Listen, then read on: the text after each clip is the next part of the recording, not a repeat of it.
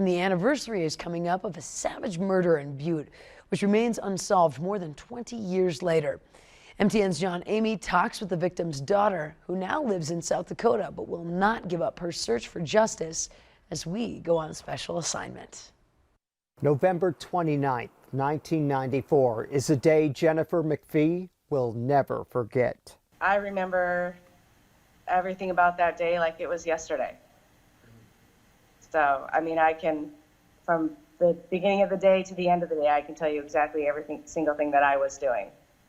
That was the day her mother was brutally murdered in her own home on California Street in Butte. For 23 years, the crime has remained unsolved. Her daughter, now 44, cannot understand why someone would harm such a good person. She was the sweetest thing ever. She was the nicest woman. She was polite and energetic, and she had the most contagious laugh ever. The day she was murdered, 41-year-old Julianne Stallman had left work about 1 p.m. at a restaurant on Harrison Avenue. She stopped at 2 stores before returning to her home. It was there, police suspect, maybe about 3:30 in the afternoon, she was stabbed to death. It was a very violent crime, more than one injury, and so in the past we've thought that it's very possible that Julianne knew her attacker. It's baffling that such a bloody crime in the middle of the day could go unnoticed. And that's why we think somebody may have seen something that, again, isn't really something that sticks out to them as being something that's critical, but when we have that piece of information, it could be critical. I'm not sure if it's because people are afraid to come forward.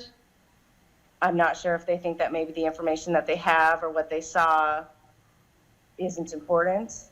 I've always, from the very beginning, said what you think is not important could be the one piece that they need. This person could well be walking in the grocery store that you're shopping at. They could be at the coffee shop you're sitting at. You know, they are in your town. They could still be in your town. And somebody knows something. And I just want somebody to come forward with any kind of information. Jennifer says she's very much aware that the person who committed this violent crime against her mother is likely still alive.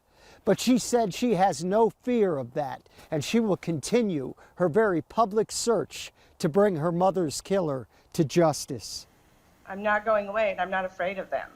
I've never been afraid.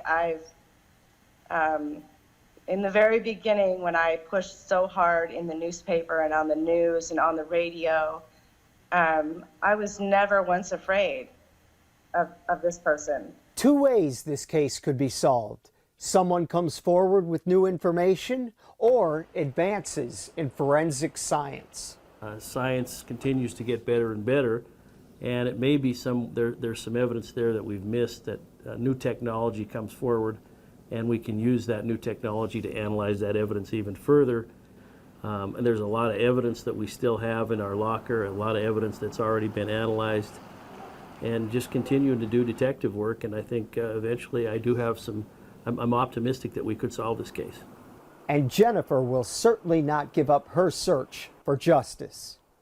On special assignment in Butte, John Amy, MTN News. Now, John tells us Jennifer MacPhee now lives happily in South Dakota, where she has 4 children. She says she wants to see justice done for her children, her grandchildren, and of course, her mother.